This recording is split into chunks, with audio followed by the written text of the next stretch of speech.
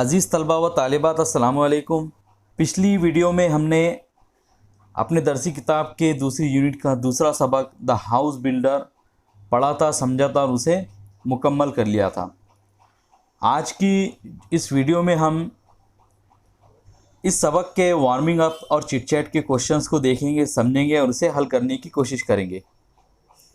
तो आइए देखते हैं सबसे पहले चिट चैट के क्वेश्चंस। चिट चैट के क्वेश्चन में सबसे पहले जो हमें इंस्ट्रक्शन या हिदायत दी जा रही है वो है make groups and discuss the following, कि आपको ग्रुप तश्कील देना है, ग्रुप बनाना है और नीचे दी गए सवालात को डिस्कस करना है, आपस में उस पर बहस और तबादले ख्याल करना है। पहला जो क्वेश्चन है वो है what is retirement from occupation, के किसी जॉब से, किसी काम से, किसी पेशे से रिटायरमेंट लेना क्या होता है।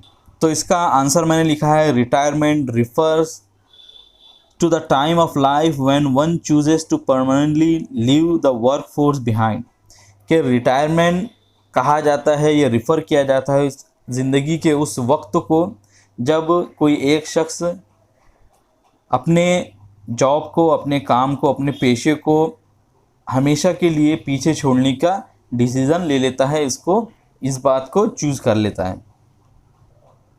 दूसरा जो क्वेश्चन है व्हेन डू पीपल रिटायर, के लोग कब रिटायर होते हैं। तो आंसर है इसका usually people retire at the age of 60 but some people retire earlier due to their personal reasons, के अक्सर औकात में तो लोग 60 साल की उम्र पे रिटायर होते हैं, लेकिन कुछ लोग पहले भी रिटायरमेंट ले लेते हैं, रिटायर हो जाते हैं अपनी ज़ाती वजूहात के बिना पर। तीसरा जो सवाल है for what reason do people have to retire from their occupation, के किन वजूहात की वजह से लोगों को अपने पेशे से रिटायरमेंट लेना पड़ता है। तो उसका आंसर है मोस्ट ऑफ द टाइम्स, के बस अक्सर औकात में, अक्सर वक्त में they reached to retirement age, कि वो अपने रिटायरमेंट की जो एज होती है, एज लिमिट होती है, उसको पहुंच जाते हैं। सो दे हैड टू रिटायर, तो वो उन्हें रिटायरमेंट लेना पड़ता है। यानी जो गवर्नमेंट के इदारे हैं या जो भी ऐसी एजेंसीज होती है जो लोगों को जॉब देती है, पेशा देती है, काम देती है, तो वो हमेशा एक रिटायरमेंट की एज रखती है, उम्र रखती है कि इस उम्र से ज़्यादा का शख्स हमारे लिए काम नहीं कर सकता। तो लोग जब उस उम्र को पहुंच जाते हैं तो उन्हें रिटायरमेंट लेना पड़ती है।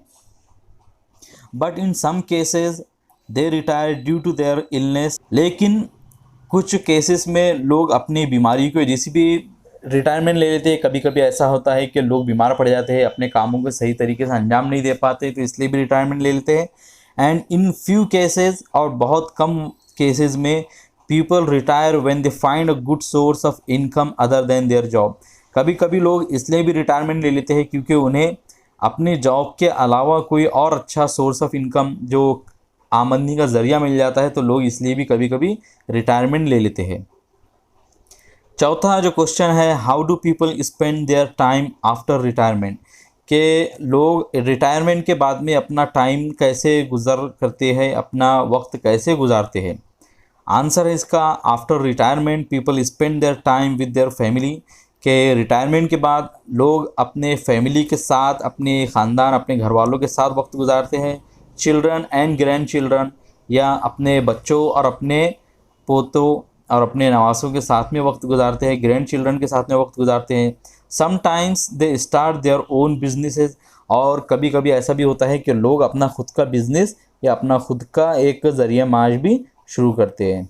अब जो आगे का क्वेश्चन है उसमें हमको हिदायत दी जा रही है discuss and match the professionals involve in construction with the work they do, के आपको आपस में डिस्कस करना है और नीचे कुछ प्रोफेशनल का यानी कुछ पेशावर लोगों का नाम दिया गया है जो किसी चीज़ को करने में या किसी चीज़ को बनाने में काम आते हैं। तो आपको बताना है कि कौन सा पेशे वाला कौन सा काम करता है। तो जो ए कॉलम है उसके नीचे जो पेशा है उसका नाम दिया गया है, पेशावर लोगों का नाम दिया गया है, और बी में उनके काम बताए गए हैं। तो आपको मैच करना है। यहाँ पे मैंने मैच ऑलरेडी कर दिया है, बस आपको देखना है। पहला आ रहा है ए में, नंबर 1 है आर्किटेक्ट। तो आर्किटेक्ट का काम क्या होता है, तो डी है प्लान्स एंड डिज़ाइंस स्ट्रक्चर, कि वो जो स्ट्रक्चर है, खाका है बिल्डिंग का, उसको उसकी मंसूबाबंदी करता है और उसे डिज़ाइन करता है, उसकी डिज़ाइनिंग करता है। नंबर 2 है इंजीनियर, कि एक इंजीनियर क्या करता है, तो ई है ensures structure will be strong and stable, कि वो इस बात को यकीनी बनाता है कि जो खाका है या जो ढांचा है वो मज़बूत बनेगा और स्टेबल बनेगा, वो कायम व दायम रहेगा, उसके अंदर कोई कमी ज़्यादती नहीं आएंगी। तीसरे नंबर पर है बिल्डिंग कॉन्ट्रैक्टर, कि एक बिल्डिंग कॉन्ट्रैक्टर का काम क्या होता है, तो जी है supervises construction, employees workers professionals etcetera, के एक बिल्डिंग कॉन्ट्रैक्टर का ये काम होता है कि वो जो कंस्ट्रक्शंस का काम है या तामीरी काम है तो उसको सुपरवाइज़ करता है, उसकी देखरेख करता है। एम्प्लॉयज़ वर्कर्स एंड प्रोफेशनल्स, और उसमें काम करने के लिए जितने भी आदमियों की, जितने काम करने वाले या पेशावर लोगों की ज़रूरत होती है तो उनको वो काम पर लगाता है। चौथा है कारपेंटर। कारपेंटर मतलब होता है बढ़ई या सुतार। तो उसका काम क्या होता है, तो ए है makes wooden framework of doors Windows etcetera, कि वो दरवाज़ों और खिड़कियों के फ्रेमवर्क, जो फ्रेम होती है लकड़ियों की, उन्हें बनाता है। पांचवा है मेसन। एक मेसन का काम क्या होता है, builds walls roof etcetera and plasters, के एक मेसन या मिस्त्री का काम क्या होता है कि वो दीवारों को, छत को और प्लास्टर को बनाता है। सिक्स है टाइलर। एक टाइलर का काम क्या होता है, तो सी डज द फ्लोरिंग, कि वो फ्लोर या जो नीचे फर्श होता है तो उसका काम करता है, टाइल लगाना, या फर्श है तो फर्श लगाना, और फर्श के मुतालिक जितने काम होते हैं तो वो टाइलर का होता है। 7 है इंटीरियर डेकोरेटर। तो इंटीरियर डेकोरेटर का काम क्या होता है, तो बी में लिखा गया है beautifies the inside of a home, कि वो घर के अंदरून को खूबसूरत बनाता है। यानी एक इंटीरियर डेकोरेटर का काम ये होता है कि वो देखे कि हमारे सामने जो खाली घर है तो उसमें किस जगह पर कौन सी चीज़ें लगानी जानी चाहिए, कहाँ पे सोफ़ा आएगा, कहाँ पे बेड आएगा, तस्वीर आएंगी, कहाँ पे टीवी लगेगा। तो इस तरह की तमाम चीज़ें वो तय करते हैं कि कहाँ पे आएगा, जिसके ज़रिए घर में बहुत ज़्यादा सामान न दिखाई दे, बल्कि जहाँ भी जो सामान हो तो वो घर की खूबसूरती में इजाफा करे। दूसरा जो क्वेश्चन है, a word can be broken up into units of pronunciation each having one vowel sound with और without consonant sound around it, के जो भी लफ्ज़ या अल्फाज हम बोलते हैं तो उनको हम कुछ यूनिट में, उनके जो तलफ़्फ़ुज़ के अदायगी के तौर पे जो उनकी यूनिट्स बन सकती है तो उनको हम उसमें तोड़ सकते हैं। यानी हर लफ्ज़ को उसके तलफ़्फ़ुज़ की यूनिट पर हम तोड़ सकते हैं। Each having one Wavell sound, और हर यूनिट में एक वावेल की आवाज़ आती है, यानी हर यूनिट में एक वावेल की साउंड आती है या एक साउंड हमें मिलता है। विद और without consonant sound around it, और चाहे फिर वो उस वावेल के आगे या पीछे कोई कॉन्सोनेंट हो या ना हो, या उसके अंदर कोई कॉन्सोनेंट की आवाज़ शामिल हो या ना हो।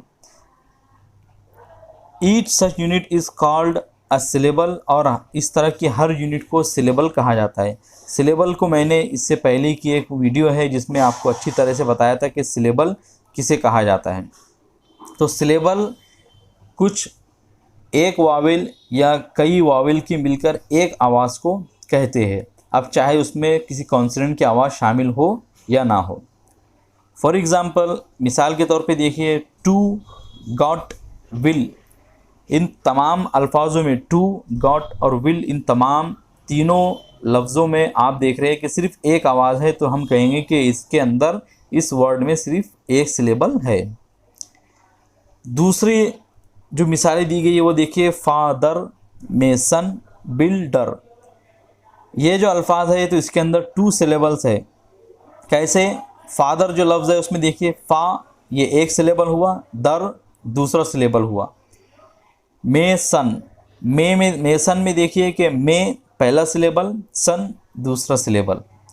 बिल्डर, इसमें दो सिलेबल है, बिल जो है तो वो पहला सिलेबल, डर दूसरा सिलेबल। इस तरह तीसरी लाइन है उसमें देखिए इंजीनियर, कारपेंटर, कंस्ट्रक्शन, ये तमाम अल्फाज में तीन तीन सिलेबल है।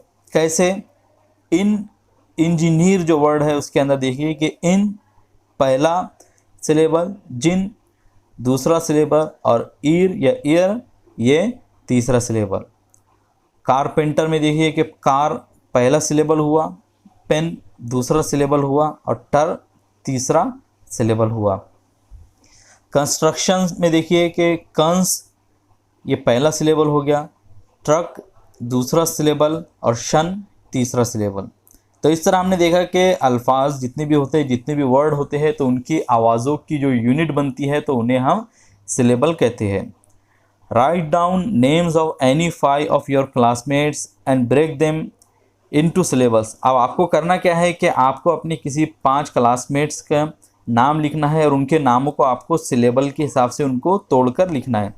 Write down the numbers of syllables in each of their names, और उनमें के हर एक के नामों में जितने सिलेबल्स के नंबर आ रहे हैं, तादाद आ रही है, तो आपको बताना है कि हर एक के नाम में कितने सिलेबल है।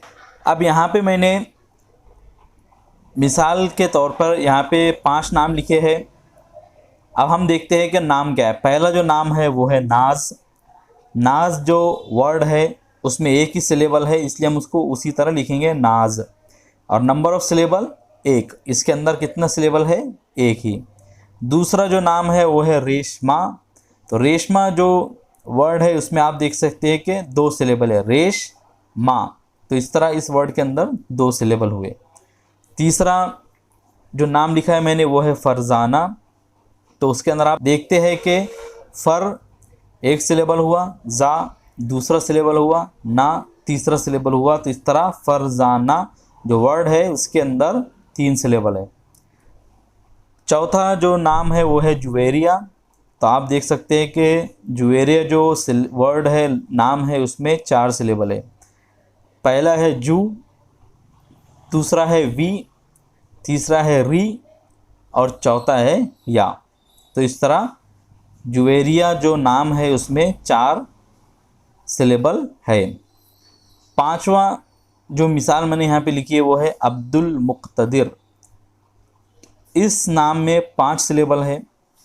अब पहला हो गया, दुल दूसरा सिलेबल, मुक तीसरा सिलेबल, ता चौथा सिलेबल और दिर 5वां सिलेबल। तो इस तरह हमने देखा कि अब्दुल मुक्तदिर जो नाम है उसमें 5 सिलेबल है। अब यहाँ पे हम देख रहे हैं कि सिलेबल जो वर्ड है उसकी यहाँ पे तारीफ बयान की जा रही है कि a syllable is a single unbroken sound of a spoken और रिटन वर्ड। कि सिलेबल जो होता है तो वो किसी लिखे गए या बोले गए लफ्ज़ की बग़ैर टूटी हुई आवाज़ होती है। Syllable usually contain a Wavell and accompanying consonants. कि सिलेबल ज़्यादातर जो सिलेबल होते हैं अक्सर उसमें एक वावेल होता है और वो किसी कॉन्सोनेंट के साथ में आते हैं। अकम्पनिंग मतलब साथ में आते हैं। Sometimes syllables are refer to as the beats of a spoken language. कभी कभी सिलेबल्स को बीट्स भी कहा जाता है, किसी बोले जाने वाली ज़बान की बीट्स भी कहा जाता है। यानी सिलेबल को हम बीट्स से भी ताबीर करते हैं, या बताते हैं कि सिलेबल और बीट्स दोनों एक ही लफ्ज़ है। तो इस तरह आज की इस वीडियो में हमने देखा, तो आज हमने इस वीडियो में द हाउस बिल्डर लेसन के वार्मिंग अप चिट चैट के क्वेश्चंस को देखा, समझा और उसे हल करने की कोशिश की। इसकी जो अगली वीडियो है तो उसमें हम इस सबक के इंग्लिश वर्कशॉप के क्वेश्चंस को देखेंगे, समझेंगे और हल करेंगे। तो मुझे उम्मीद है कि आपको आज का जो वीडियो है वो समझ में आ गया होगा। जितने क्वेश्चंस है वो अच्छी तरीके से आपने हल करे होंगे। अगर आप लोगों को कोई क्वेश्चन या सवाल हो तो ज़रूर पूछें। मिलेंगे आपसे अगली वीडियो में। अस्सलाम वालेकुम।